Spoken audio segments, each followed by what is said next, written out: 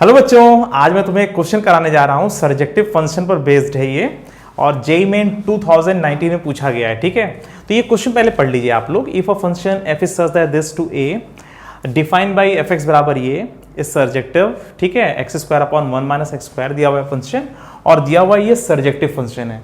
और ये क्वेश्चन बहुत आसान क्वेश्चन है। सर्जेक्टिव फंक्शन का जो बेसिक प्रॉपर्टी होता है उसी पर बेस्ड ये क्वेश्चन है, बस तुरंत लग जाएगा 2 मिनट में। ठीक है, तो एक फंक्शन दिया हुआ है, उसका जो डोमेन है वो all real number excluding -1 to 1, अरे -1 and 1। ठीक है, -1 और 1 हटाया गया है, तो रियल नंबर में से -1 1 हटा करके ये जो है डोमेन है और जो है कोडोमेन ए दिया हुआ है और डिफाइन किया गया एफ एक्स बराबर x square upon 1 minus x square से, और ये दिया हुआ है कि ये सर्जेक्टिव है।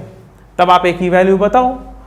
तो अब आप लोगों ने सर्जेक्टिव फंक्शन का जो है जो सर्जेक्टिव फंक्शन में जो प्रॉपर्टी दी हुई है उसे आपने पढ़ा होगा। तो सर्जेक्टिव फंक्शन किसे कहते हैं? सर्जेक्टिव फंक्शन का याद आ रहा है क्या है? जब रेंज कोडोमेन के बराबर हो जाए, मतलब आप इसका रेंज निकालोगे। ठीक है, इसका रेंज निकालोगे और वो अगर कोडोमेन के बराबर हो जाए तो उसे हम सर्जेक्टिव फंक्शन कहते हैं। सर्जेक्टिव फंक्शन का जो रेंज होता है वो कोडोमेन के बराबर होता है और यहां पर कोडोमेन ही पूछा गया है, तो सीधा सीधा इस क्वेश्चन में आपको इसका रेंज निकालना था। ठीक है, इसका रेंज निकाल लोगे, आसानी से आपका आंसर आ जाएगा। तो इसका जो रेंज आएगा वही ए के बराबर होना चाहिए और इसको कोडोमेन कहते हैं। और जो आप इसका जो जितनी पॉसिबल वैल्यूज है वाई की वो जो निकालते हैं उसे हम रेंज कहते हैं। तो इसका रेंज निकाल लेते हैं, जो आएगा वो ए के बराबर हो जाएगा सीधा सीधा। और इसका रेंज निकालना आता है आप लोगों को?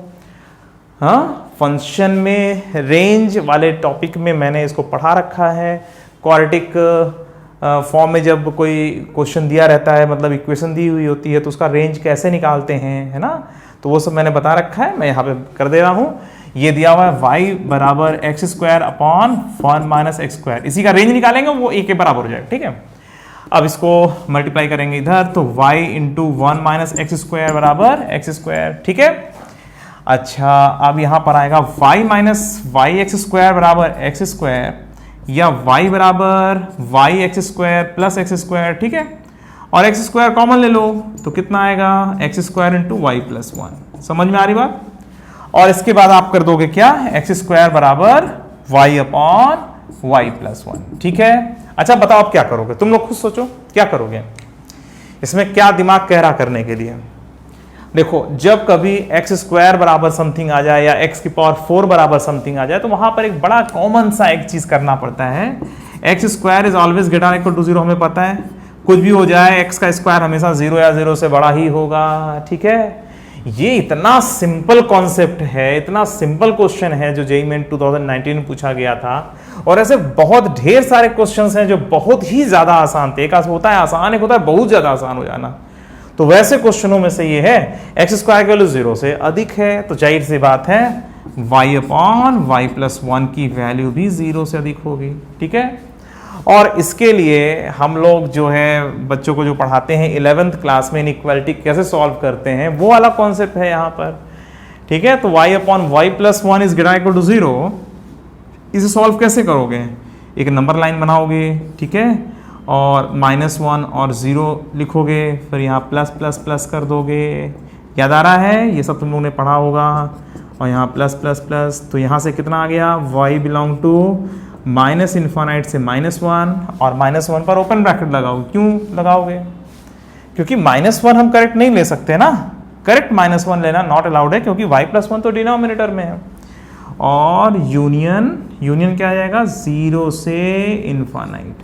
ठीक है, तो हमारा जो अभी जो y की वैल्यू आ रही है, y बिलोंग टू क्या आ रहा है? y belong to minus infinite से -1 यूनियन 0 से इन्फानाइट। अब बताओ बच्चों, ये y की वैल्यू है, मतलब y की वैल्यू कहाँ से कहाँ तक वैरी करेगी वो सब आ गया। इनमें से कौन सा ऑप्शन लगाओगे? भाई y की वैल्यू ये है, रेंज हमारा आ रहा है, तो रेंज बराबर क्या लिख सकते हैं इसमें? या y बिलोंग टू क्या लिख सकते हैं? y बिलोंग टू हम लोग लिख सकते हैं ऑल रियल नंबर एक्सक्लूडिंग क्या लिख सकते हैं? ऑल रियल नंबर एक्सक्लूडिंग क्या लिख सकते हैं? बोलो जल्दी से। -1 से 0। देखो इसमें क्या करना है, हमें -1 के पहले और 0 के बाद लेना, मतलब -1 से 0 नहीं लेना है। तो ऑल रियल नंबर में से -1 से 0 हटा लो, तो -1 0 हटा लो। चूंकि -1 करेक्ट लेना नहीं है तो करेक्ट -1 हटाना पड़ेगा। जब -1 करेक्ट नहीं लेना है, जब -1 करेक्ट नहीं आ रहा है आंसर में, तो जाहिर सी बात है -1 को हटाना पड़ेगा ऑल रियल नंबर में से, तो वही लिखा हुआ है, ठीक है। और करेक्ट 0 लेना है, इसलिए अपन 0 हटाया, ठीक है, ताकि करेक्ट 0 आ जाए। तो ये जो है रेंज है, मतलब रेंज बराबर क्या आ रहा है, ऑल रियल नंबर एक्सक्लूडिंग -1 से 0, ठीक है।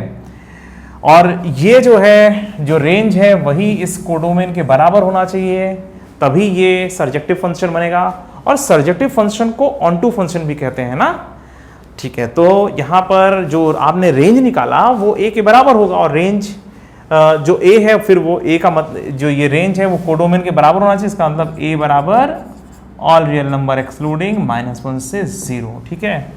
तो ये वाला आंसर फाइनल हो गया, ठीक है, ऑल रियल नंबर एक्सक्लूडिंग -1 से 0। वास्तव में इस क्वेश्चन में रेंज ही निकालना था, रेंज का ही क्वेश्चन था। जब कभी तुमसे सर्जेक्टिव का क्वेश्चन पूछा जाए तो ये तुरंत समझ लेना कि वहां पर रेंज और कोडोमेन को बराबर करना है।